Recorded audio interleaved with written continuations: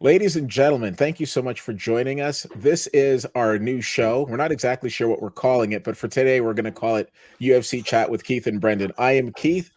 The gentleman on the screen is Brendan. Thank you so much for joining us. Brendan, how are you doing today? I'm doing good, man. I'm happy to be here. Happy to be here. Ex- Can't wait for this. How are you? Right. I'm doing great. I'm doing great. I'm very excited. This is one of those things where even though we haven't known each other for years and years, it feels like we have in a good way, by the way, just because I find that we've got like multiple things in common, one of which being our love of mixed martial arts, specifically the UFC.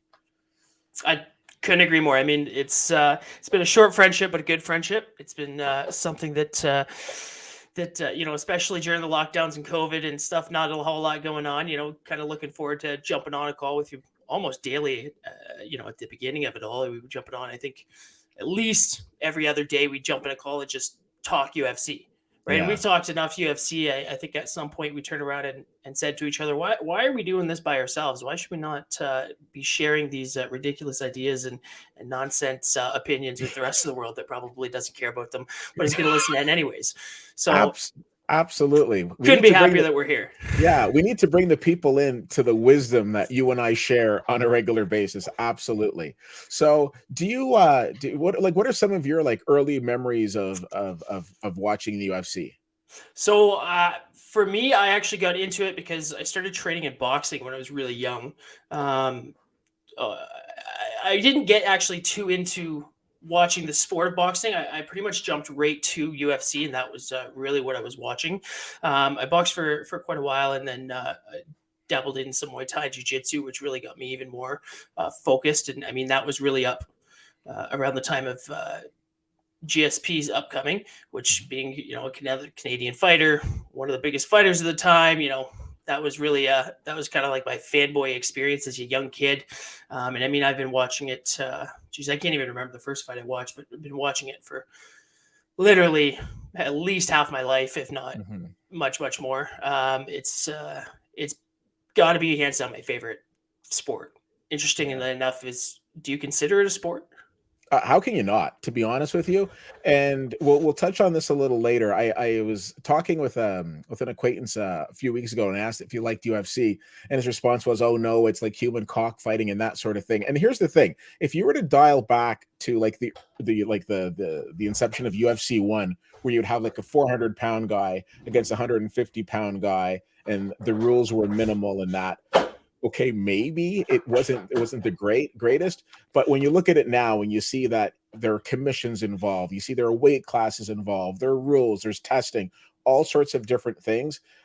It's absolutely a sport. So I know for myself, one of my early takes on it was, of course, being a big WWE fan, kind of seeing Brock Lesnar transition over. And then it was, to me, it was just, let's be clear, this was just a great opportunity to get together with some guys, have some wings and burgers, and watch like, people like duke it out. And it was just always entertaining. So I think it's very entertaining. And I also think it's a great sport. And as it evolves, it's nice seeing that, when we're heading to the bar to watch these fights, there's lots of women that are turning out to see it. There's a lot of female representation in the UFC and some of the other organizations. So there really is something for everybody who can stomach it. So yes, absolutely, definitely a sport. Speaking of the female representation, I'm sure we'll get to it at some point, but I think I witnessed last weekend the greatest knockout in female UFC history. Yeah, Molly Uh, McCann. Absolutely unbelievable. Backwards spinning elbow, Yeah, unbelievable, unreal. That's a highlight. I'm willing to bet that that'll be at least in the category of top knockouts of the year when we get to the voting bet in I guess December of yeah, this year. Absolutely absolutely. amazing. But I couldn't Yeah. agree more. I love pretending like we know what we're talking about. We know better than the fighters when we're sitting there eating our wings on the kitchen, or in the kitchen, or on the couch, or at the bar. Yeah. It's a sport that there's a million. I mean, any sport, I guess, has a million opinions, but I love sharing my opinion, and I love hearing others. So Yeah, and why should this one be any different? No, it's funny you say that because our friend Andrew, who we one of the guys that we usually get together with and watch UFC fights with, there was this one time we were watching an event and he had this epic rant. We were here at my house. There was about five of us. He went on this epic rant about a fighter, and he's like, oh, he's what, I don't understand what he's doing. And kind of like, the typical like, armchair, commentary that one would have when watching fights. And then he kind of stopped and he thought to himself, well, he's like, well, this guy's in the octagon getting his butt kicked, and meanwhile, I'm sitting on your couch eating wings. I had pitched to Brendan, maybe we should call this Meanwhile, I was eating wings, but Brendan didn't like it. So we're still open to suggestions on what we should I didn't call say this. I didn't like it. I didn't say I didn't like it. I said there's some options out there. Yeah, we need we're something that brainstorming. screams UFC or fighting, though. That's the only thing. And no, I know. Chicken wings on the couch. Yeah. We're taking away our credibility here. We're gonna Fair pretend enough. like I gotta lie to everybody and tell them like I'm the next up and coming fighter. Yeah, but hey, when this is all said and done, we could get Pinty's as a sponsor, and I'm totally down for that. Well, that's true. I'm good with that one too. All right, I want people to get to know us a little bit, and so question for you from a UFC perspective: who is your all-time favorite UFC fighter? Good question, Keith. The answer to that, I want to clarify when I say favorite fighter, or when you say favorite fighter, that this is my favorite fighter in terms of who I follow the most and who I want to watch, who I'm excited, who I'm going to 100% pay for that pay-per-view every time they come out. I'm going to watch the press conferences, the person that keeps me the most engaged. Hang on a second. What else could favorite mean? Some people can take favorite as who do I think is the greatest. Okay, those are two categories that are separate for me. Okay, fair. Although I feel like they're probably the same for you. Okay. They are separate categories for me. Favorite fighter? Conor McGregor. Oh, let's get him up on the screen, ladies and gentlemen. There's the man, the myth, the legend. Yeah. That guy has done, in my opinion, more for the sport of UFC or for the company UFC. Honestly, just for the sport of MMA in general. More than anybody, I think he's brought in so many eyes. I don't think there's many fighters out there that can even compare. I mean, this guy has taken what he was given and what he was able to build within the UFC and turned it into a global, empire for all intents purposes, right? Multiple different brands and partnerships and companies. Anything he tweets, anything he emails, anything he talks about is frontline news the next morning at all times. You'll see if you follow him on Twitter. Highly recommend you do it. Some hilarious stuff. He's a little bit crazy, I will admit. But nonetheless, if you follow him on Twitter, you'll see that pretty much every single fighter on planet Earth will happily jump into the ring with this guy, only because they know it is an absolute payday and they're going to have more eyes on them than anybody else in the industry. This is by far, in my opinion, my favorite, most exciting person to watch. He's done a lot for the sport. I'm a person that I've studied marketing and sales and business and those kind of things throughout my life. And I think he's a little bit crazy, but a mastermind nonetheless. Yeah. I think he's done a very, very good job. So that is definitely the person that I am the most engaged in and dedicated to following. Yeah. And I mean, I can't disagree with a lot of what you're saying. I mean, there are people who will watch the occasional UFC fight.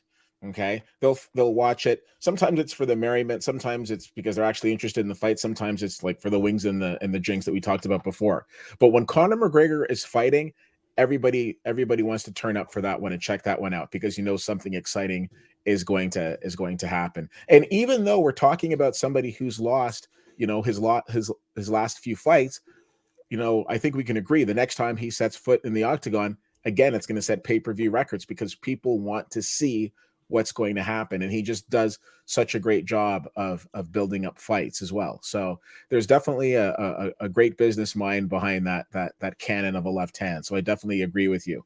For myself, my favorite fighter of all time, I'm going with George St. Pierre. There are a lot of great UFC fighters that come to mind. I mean, the Dominic Cruz, Daniel Cormier's, you got to talk about the Anderson Silva. Being a WWE guy, I love Chael Sonnen. There's a lot of fighters that I really like, but when it comes down to it, if I have to pick one, I'm going GSP. I think, and you're right. I do think that not only is he my favorite, but I also think that he is the greatest of all time. And I'm sure that there's a couple of people like Kamaru Usman who will want to lay claim to that. We can talk about that down the road. We can definitely talk about that down the road. But I think what was most impressive for me with him is just in terms of how he carried himself. Now, again, I get that it's a business And somebody like a Stephen Wonderboy Thompson, who's a very great fighter, isn't going to really put butts in seats because of the fact that he's so nice, and people do like, the bravado and the trash talk of a McGregor and that sort of thing. But I love the fact that there were so many times where GSP was at a press conference and his opponents are trying to tear him apart, but he's just unflappable. It doesn't phase him. And when he gets into the octagon, very much like Habib Nurmagomedov, he does his talking with his actions in the octagon, and his actions where he was just absolutely dominant. Some people would say, okay, well, a lot of his fights went to decisions, and they did, but these were like 5 rounds to none, maybe 4 rounds to 1. I mean, there were no doubters. And I think one of the things that was really impressive for me is the fact that he beat the class before him, then he beat his current class, and then he went and he beat up and comers, and then came back, went up a weight class, and then took out the middleweight champion at the time. So I don't think you can, yeah, I don't think you can. Don't be a hater. I don't think you can go wrong with either one of our answers. They're both people that, I mean, George is in the Hall of Fame. Conor's going to be there one day as well. I think they're definitely, major superstars when you're looking at mixed martial arts. I remember when George would be fighting in Montreal, like the place would be deafening. It was just absolutely ridiculous. So yeah, two fighters that I think have really shaped the landscape of mixed martial arts as a whole. And even though they went about things very differently, both of them very, very successful. So I would take that a step further, actually. When you say that they changed the landscape, I think they both changed the landscape more than most, in the sense Conor changed the landscape in terms of who's watching it, the viewership, the people that are engaged, the excitement beyond just what happens in the ring or at a press conference, right? He's exciting all year round, whether he's fighting or whether he's sitting on his couch with a cast around his leg. That being said, St. Pierre changed literally how you fight. Mm-hmm. People started looking and going, oh, he's doing things we haven't seen before. And he's combining multiple different arts in different ways that we've never seen before. I mean, he comes from a karate background, Mm-hmm. Something that wasn't necessarily the most successful in an MMA format. His ability to work with some of the greatest people on the ground when it comes to jiu-jitsu, and his ability to wrestle and stuff. He really changed, the way that people fight. Yeah. He absolutely weaponized pace, and one of these people where it was like, if it was going into 4th round or fifth round encounters, he was still like as if he was fresh as a daisy, and his opponents were like, really, you're still here? Are you kidding me? So yeah, 100%. Jumping ahead is we're going to do a full preview on this card, but I wanted to ask you, is there any fight here at UFC 273 that you're really excited about? Well, I mean, multiple. Actually, two that I'm beyond excited for. One that I'm the most excited for. I mean, I'm pretty sure this is probably where the rest of the world is on this one, but Burns and Chimaev. That fight is going to be absolutely outstanding. I don't see that going past the 2nd round, and I see Chimaev dominating the entire thing. For a guy with only 4 fights in the UFC, he's taken what I think 2 strikes. Yeah. If I'm correct here, 2 strikes, and his what fight was it? I want to say it was his first. I think it was his first fight. One of the judges gave him a 10-7. Wow. On the scorecards, not a 10-8, a 10-7, which is absolutely insane. You do not see that often. Just to jump in there, the way, for anybody who doesn't know, the way that UFC rounds are scored is the winner of the round gets 10 points, the loser gets 9. If the winner is really dominant in the round, it would usually be a 10-8. A 10-7 is pretty much, from what Brendan's describing, absolute obliteration, which it was. So just to let you know that a 10-7 is very, very rare. It's like unicorn rare. So yeah. Yeah, I mean, depending on the ref that you have in the ring for that fight, that round could have been stopped 3 or 4 different times throughout. Mm-hmm. That's how dominant it was. Thankfully, maybe not thankfully, but nevertheless, thankfully the ref let it go on, and we got to see a little bit more of what Chimaev was made of. But even I've gone back and watched all his fights from Brave CF, I think is what it is, the original org that he came from. He had 6 fights prior, and all of those went the same way. Domination. I mean, he's got a couple knockouts, but just absolute ground and pound domination. as soon as he gets your back, he's deadly. He's going to wrap those legs around you, and he's just going to keep hitting you and beating you until he gets your chin, and then you're out. Yeah, and it's one of those things. In his last fight, he literally picked up his opponent, carried him over to where Dana White was sitting, and just started yelling at Dana, "I'm going to smash everybody." I mean, when he finishes his fight, he grabs the microphone. He's like, "I want to kill everybody." Like, he's just legit next level madness. So he's obviously the odds-on favorite against Burns. And again, we'll get into that probably next week, and we'll do a full-on preview of this. But I had this here, and I wanted to ask you about it. There's a lot of exciting cards that are coming up, and I have to tell you, I'm looking forward to covering them with you and chatting with you about them over the next little while. I can't wait for it. There's tons of championship fights that are going to be coming out. I mean, some of our favorite fighters are going to be up there. At least some of them. I know, you still have that bone to pick with Usman, but the rest of us still think he's one of our favorite fighters. Wow, a little bit out there with him, but it is what it is. We'll forgive you for that one. Don't worry. All right. So clarification. I didn't know we were going to get into this today, but I want to just to get into this. I have tons of respect for Kamaru Usman. Obviously, he's currently ranked number 1 pound for pound fighter in the world. I mean, John Jones isn't around and Khabib left, so he kind of defaulted up to that spot. But regardless, he is a very, very good fighter. And I mean, I'm very impressed with him. How can you not be? My only challenge, and we've talked about this, but you give me a hard time about it. My only challenge with Kamaru Usman is the simple fact that after he decisively beat Jorge Masvidal the first time, he went off and he beat Gilbert Burns. After beating Gilbert Burns, he then called out Jorge Masvidal, who hadn't won a fight since, who hadn't been in a fight since the first time he fought Usman. And then Usman turns around and says, "Well, I'm the best fighter and I'm like the best welterweight of all time." When you compare him to GSP didn't go through like Nick Diaz and beat him 5 rounds to none and then turn around and say, "Oh, I want to fight Nick Diaz again." Like that wasn't a thing. So listen, I get the fact that he just finished, fighting Colby and he beat him. But let's also be clear. He didn't want to fight Colby. The UFC forced his hand on that. And his record is impressive, but it's not impressive when you're cherry picking opponents that you've already run through. Now, that being said, I'm not trying to take anything away from him. It's a great story. I love the closeness with his family. I love what he's doing as a champion. I love seeing him broadcasting. I love the opportunities it's provided. And I hope he gets the fight with Canelo Alvarez. The only hiccup that he's had that I was kind of like was calling out a guy he'd already dominated before. So that was a little fugazi. And that's to me, that kind of lines up with bullying, not so much defending your title. But you know what I think it is? Talk to me. Yeah. Well, that's true too. It's a payday, unlike any other payday, because there are 3 fighters in the UFC that can sell out any building in America. And who Conor would those McGregor, people be? Nate Diaz, and your boy Masvidal. Yeah.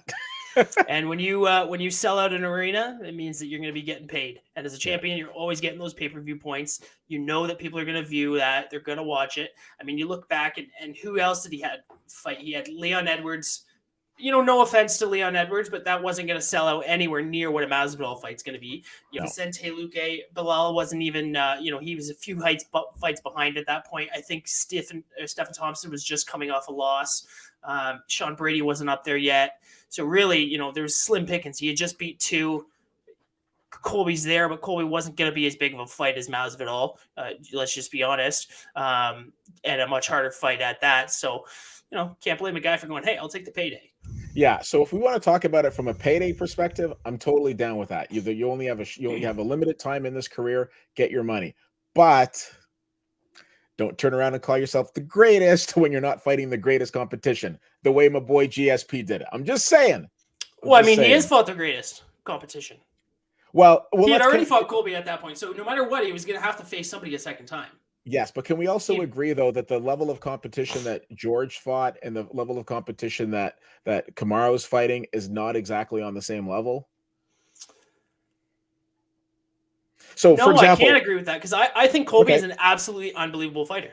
I agree with that. I think Colby is an extremely talented fighter. I don't think he's got the knockout power behind him, but the guy has unbelievable cardio and pace, which went punch for punch with Usman in that category. His wrestling, with the exception of the fact that I think Usman just kind of negates it, and then who knows what Chimaev's going to bring to the table in that realm, but definitely top wrestler in that division, and by far, I don't think a lot of people would really give him quite that same run for the money. I think there's a lot of talent there. Actually, I don't. Okay, so you mentioned I don't Covington, think he's been around long enough to have the resume that GSP has, though. and I'd agree with that. You mentioned Covington. I'd agree with. We can't mention Hamzat because they haven't fought each other yet. Hoping to see that, but Hopefully. in regards to Masvidal, let's be clear here. This is a guy who fought, and again, with all due respect, he's the one fighting. Let's get the whole chicken wings thing out of the way. But this is a guy that fought Ben Askren, was an underdog. A lot of people forget that. He was an underdog in the Askren fight, caught the flying knee. You can call it lucky or whatever. I think it was well timed. It was well planned. Caught the flying knee. And trained it. And he trained it. Let's not forget that. Like, there's video of him training that exact knee. Yeah, which propelled him to like superstar status. He then goes and fights Nate Diaz, for the BMF, wins that fight. And this is kind of where I lost respect for Masvidal, because in the octagon, he says, hey, let's run that one back. I don't like the way that it ended. But then he got back to the dressing room and somebody got in his ear and said, no, not a good idea. And then that was never seen again. Then he went on to lose to Usman twice, and then just lose to Covington. So I don't necessarily think that George, I think from a star perspective, absolutely agree with you. Definitely puts butts in seats. But in terms of like a great contender, I got to say no. Yeah, I agree with you. Okay. I would argue you could kind of say the similar thing about Nate Diaz or Conor McGregor. Yeah. Right? They're not. I mean, at one point, Conor was bigger than everybody and better than everybody. I mean, knocking people out left, right, and center, 2 division champion, absolutely phenomenal fighter.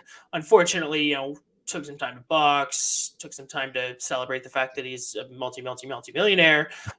He probably sat down on the couch and had a couple chicken wings with us. So, fell off the chopping block a couple notches down, right? But nonetheless, those are paydays, whether they're superstars in terms of talent or just superstars in terms of what their mouth says. And payday's a payday. I do think that we have to wait a little bit longer before we can fully say, obviously, Usman's the GOAT. I mean, I'm still alongside you in terms of GSP is the GOAT, unless we take steroids out of it, then John Jones. But I mean, steroids are a thing that take you away, so I can't really say John Jones. Let's be honest. But it gets through Leon, maybe ends up fighting like a Vicente and then Chimaev. If he can cross those off, including if he can cross the Chimaev one, that'll be I think the biggest one. If he can strike Chimaev and beat Chimaev, then I find it hard not to say that he could be considered the GOAT in some people's eyes, and I'd be happy to have that debate. Right now, I'm with you on the GSP though. I agree with you though. I definitely think that the possibility is there for him to be the GOAT, and I think it's the talk is a little premature. I respect the fact that he does not want to go to 185 to take on his fellow countryman Israel Adesanya, but if Israel Adesanya was to slip up at some point and somebody else was to become the 185 champion, I'd also be interested to see if Usman would make the jump to 185. Now, Brendan, I got to tell you something. One of the things that I have learned is that sometimes, not personally learned this, but seen from, in life, sometimes your mouth can get you into trouble. Sometimes you can say things and the next thing you know, you find yourself getting punched in the face. Let us take a moment and talk about this situation, which just went down this past week. Now, Jorge Masvidal and Colby Covington fought just a few weeks ago at a little event called UFC 272. There was a lot of trash talk leading up to it. Of course, they were former roommates, former training partners, former best friends. It was one of these huge rivalries that supposedly got settled in the octagon, with Colby Covington unanimously winning a decision in that fight. But wouldn't you know, it's not over yet. Apparently, this past weekend, Colby Covington was at a restaurant, and through the power of social media, Jorge Masvidal was able to figure out what restaurant he was at, showed up there, and picked a fight with Colby Covington. Now, I want to get your opinion on this in just a second, but here's the thing. So on the one hand, I think to myself, well, Masvidal might have shown more fight in that parking lot than he did in the 5 rounds. And I mean, quite frankly, they had an opportunity to solve it and it didn't go his way. But on the other hand, Covington's not necessarily innocent. I'm not saying that Masvidal should have did what he did, but when you're talking about somebody's family and you're talking about his, his ex-wife and their kids and things of that nature, I understand that people like Chael Sonnen and McGregor have kind of like opened up this world where trash talking crosses lines. But as we learned from Khabib Nurmagomedov, some people aren't playing, and our boy George Masvidal is just not playing. So what are your thoughts on this whole parking lot altercation? First of all, I think that was 3 Pieces of Soda Part 2. If anybody remembers that, that is when George Masvidal gave Leon Edwards a few quick blows at a UFC fight night in, I think it was London? Yeah. A couple years absolutely. ago? Yeah, London. And that was a big scuffle. Listen, I don't know if you remember word for word, because I certainly don't, but I do quite frankly recall an interesting press conference between yours truly, George Masvidal, and Ben Askren. Mm-hmm. And I recall many occasions during those press conferences where George Masvidal had absolutely no issue bringing Ben Askren's family into it. And I find it very interesting that he's like, don't talk about my family, but I'm allowed to talk about your family. So I think there's a little bit of a hypocritical piece there. So in terms of why he did it or what his motive was, I obviously don't know. Can't speak for him. I think it's a little crazy that he did this. I don't think that in any case there's any possible reason to bring any form of violence outside of a ring or a training facility. Simple as that. There's absolutely no excuse for it. He lost. Yeah. He lost. Like he lost the fight. And he lost it decisively. Right, he knew what was going to happen. He knew that fight was going to be a wrestling match, and he was not prepared for it. Right, simple as that. I mean, he obviously had a little bit of a punch where almost knocked him out, but he just had no energy late in. I think it was that the fourth round? Yeah, fourth round.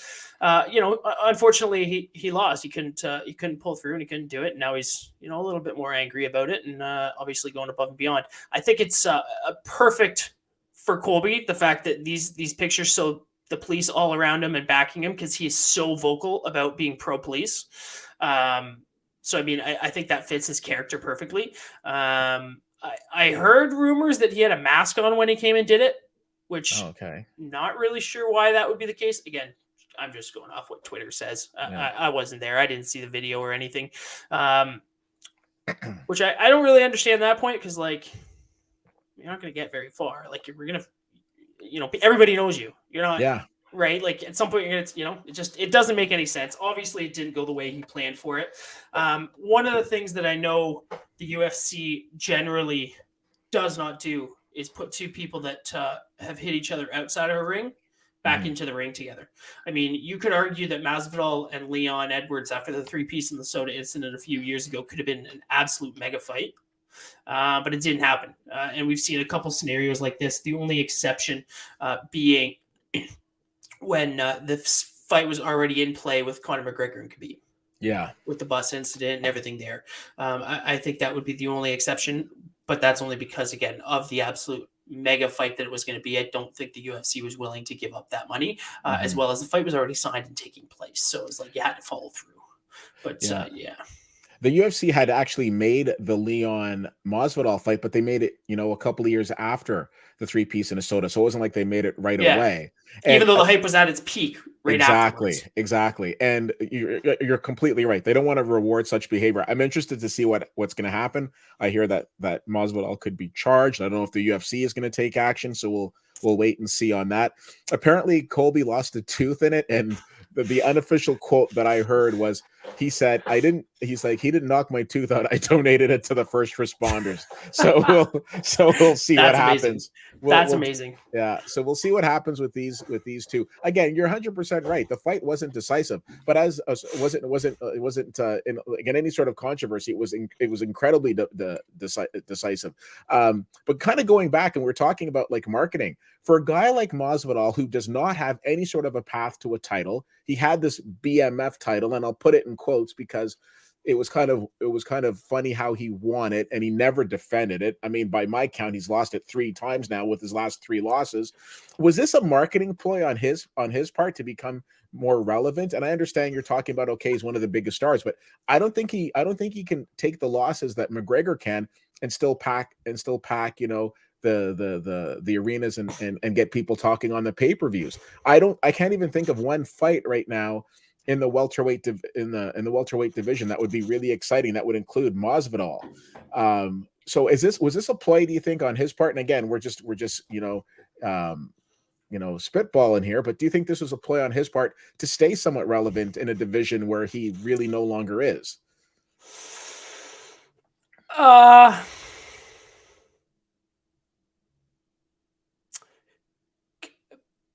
Potentially. I don't know. That's a good question. I mean, to me, I don't see what the benefit of running that back is. So I can't imagine it's that. Maybe for some publicity and some people get fired up, I could definitely see that, trying to match the energy of some other crazy individuals. If you follow down that rabbit hole far enough, you might end up realizing that there is the potential. Keep in mind that Masvidal has just signed one of the bigger contracts in UFC history in terms of a multi-fight, large amount of money deal. So you know that there's going to be fights coming up. As to what those fights look like, there is one fight that I think when we're looking at that division that makes a lot of sense. And that person actually is not in the division rankings right now of that division. He's actually in the lightweight division rankings, and he's coming off a leg injury. One Conor McGregor, who intends to be fighting come summertime, apparently, as per what he says. Who knows if that's true? I know he's broke a leg. You need some time to train. You need some time to get better. But you got somebody coming off a couple losses. You know it's going to be an absolute mega sellout of an event. Putting those two together, you have Nick Diaz, who's they've already fought successfully in the same division at 170 both times. Right. Oh, so Nate, of course Nate. So you could easily, do the trilogy there. But if I'm looking at, a big contract that they just signed, a multi-fight deal is coming off a loss, I would argue it makes more sense to put Masvidal in there with Conor as opposed to Nate, who's only got one fight left on his contract, because you're only going to build those two stars bigger, whereas Nate's just going to get a huge, massive payday fight and then no longer have a contract. So my thought would be that might be where that's going. It's a very interesting point. I kind of look at it differently. I think that we've got Volkanovski right now, who said he'd be interested in fighting McGregor. We've had Kamaru Usman, who said he'd be interested in fighting McGregor. Charles Oliveira would be interested in fighting. I don't know what Justin Gaethje's interest is, but I mean, at the same token, everybody wants to cash in on the red panty night. The only reason I can't buy in on the Masvidal fight is because he's coming off of the 3 losses.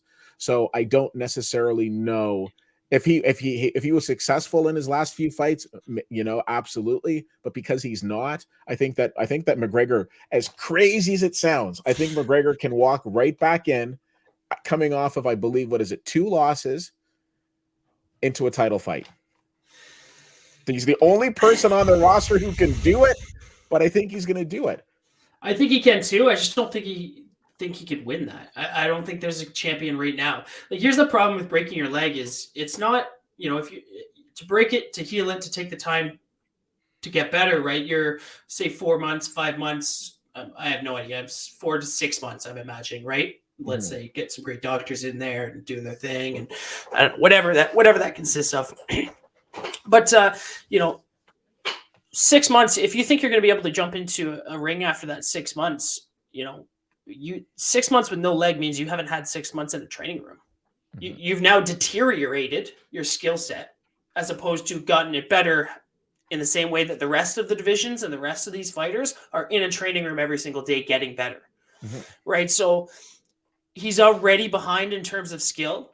And the person he lost to just also lost to the champion, right? So it's hard for me to see a world in which he's able to beat any one of these champions. I mean, unless he goes to Volk and says, "Hey, fight me at 155," or something. Because I can't imagine that. Have you seen him lately? He's like huge. There's no way he's making 145. That's just absolutely insane to think that. Although I get wanting the payday. I honestly think they're both coming off losses. They're both strikers. They're both going to want to play in there and play a little dangerous. I can see that as a good warm up fight. I mean, they threw him in there with an old kind of expired cowboy as a comeback fight to get things back going. And I think Conor does need a little bit of a push. I think you can sell a title fight with Conor a lot better if he's coming off a win with Masvidal than you can if he's coming off double losses to somebody who just lost to the champion. Yeah, fair. Absolutely fair. I think but again, what do I know? I'm just a guy in a work desk sitting in the middle of a city, probably going to go eat some chicken wings after this. So, I mean, I don't know anything. I'm just throwing my ideas out there. And they're great ideas, though. Let's be clear. They're great ideas. Listen, let's wrap it up. Thank you all so much for checking this out. We're going to be back next week. Brendan, the question that I'm going to have for you next week is, out of all of the current UFC champions right now, which one is your favorite and why? So I'm going to get that answer from you next week. And we're also going to talk about UFC 273 coming up, or as we call it, the Shemaev pay-per-view. Again, ladies and gentlemen, I'm Keith. That is Brendan. Thank you so much for joining us. If you have any questions that you want us to take on, feel free to send them in. We want to see them. We also want you guys to know that from some of the different pay-per-views, we're also going to be going live right after with live reaction and commentary. So we're here for as long as you will have us. So thank you so much for checking this out. Brendan, thanks so much for being a part of this. I really appreciate it. Thanks, guys. Can't wait for next week.